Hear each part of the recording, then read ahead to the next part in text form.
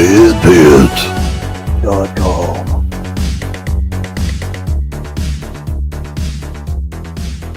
Hello out there, folks. I am Patty Mullen, and this is another edition of Halls to the Wall, Man, which is my haul video for April. It's really far into May now, but to be honest with you, I haven't got that much in May.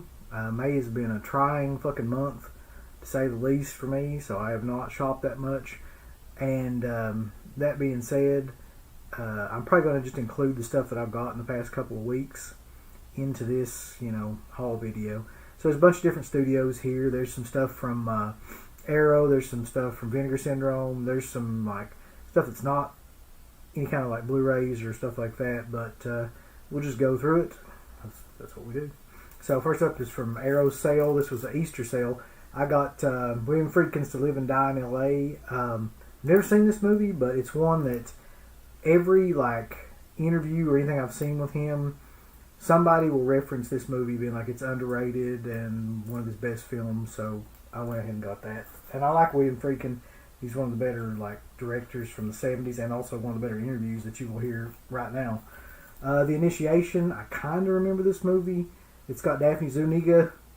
I think she was in Melrose Place, and she was in Spaceballs. I do remember that. And it's got a new transfer, and it's one of those movies that I'm pretty sure I've seen, but don't remember anything about it, from probably 20 years ago. Never seen this movie.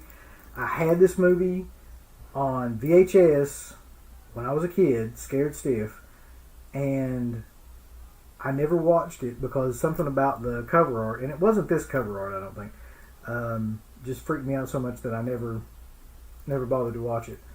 But it's supposed to be like a misunderstood classic now, so I don't know. It's got Andrew Stevens in it, who was in every 11 o'clock movie on USA and Cinemax for 5 years. So we'll see. Scared stiff. And then from that same sale, City of the Living Dead. I've been told the transfer on this is amazing. I've probably seen this movie 100 times. To be honest, I've got at least 3 or 4 different versions of this movie. But when it comes to Fulci stuff, I seem to buy Fulci, Argento, Romero. I seem to buy all that stuff again and again and again.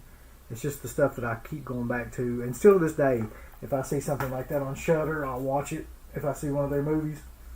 Got this, George Romero's Season of the Witch. And right around the same time I got this, this movie was on, I think it was Amazon Prime, and I just started watching it, and I was like, oh my god, this is the shittiest film. It's almost impossible to watch that film. It's impossible to get through, because it looks like, not only does it look like, and let's be honest, Romero's 70s films especially had a real industrial kind of generic look to them. So not only does it look like that, but it's just mostly drama and people talking, and it's just so fucking bad. I'm sorry. If you like that movie, I swear I don't see how.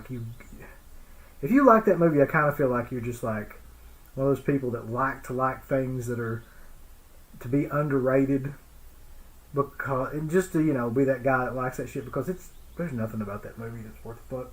And we'll come to another one here in a second, but they had this too on sale on the Arrow video sale, which it's a Hitcher mini book, and I suppose maybe it probably came out in some sort of release, because it's all about the film, and kind of like a retrospective, but I don't remember what it would be and what release it would be in, because I don't think this movie's out on friggin' Blu-ray, but I got that because I had to.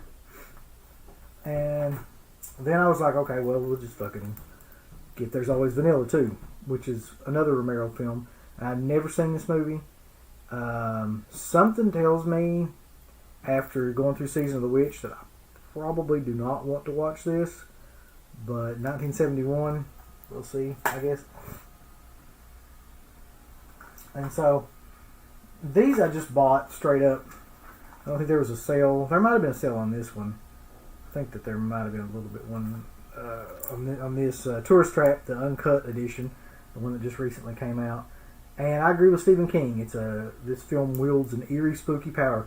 There's something about this film that's not like any other film that you'll see. It's like very surreal and disturbing, and just the tone of the film is just crazy. But so check it out. And Chuck Connors is in it, and it's one of the weirdest casting choices of all time. But he's in it. This one was kind of cheap, so I got this one. It's Scream Factory's Firestarter. I haven't seen this movie since I was a kid. I had to get this. I don't know why I didn't have this before, but I realized I didn't have it, and I was like, I'm going to get this.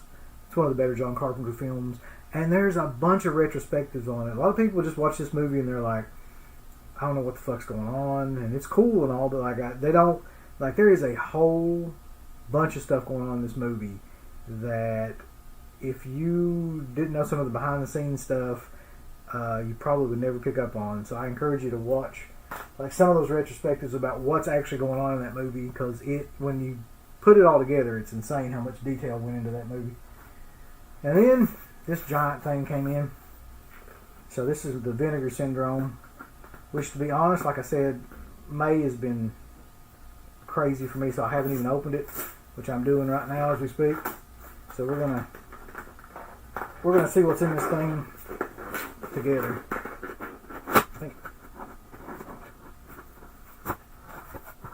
So, from one of my all-time favorite directors and one of the all-time nicest guys that ever lived, you've got The Cellar, which is Kevin S. Tenney's film about a cellar. I'm sure there's something down in the cellar. I don't think I've ever seen this movie, but that cover is badass, as is this one. All-American Murder with Christopher Walken. Check out the back of it. That's a bit much, but yeah. You got Grave Secrets, which is hand numbered. I don't remember.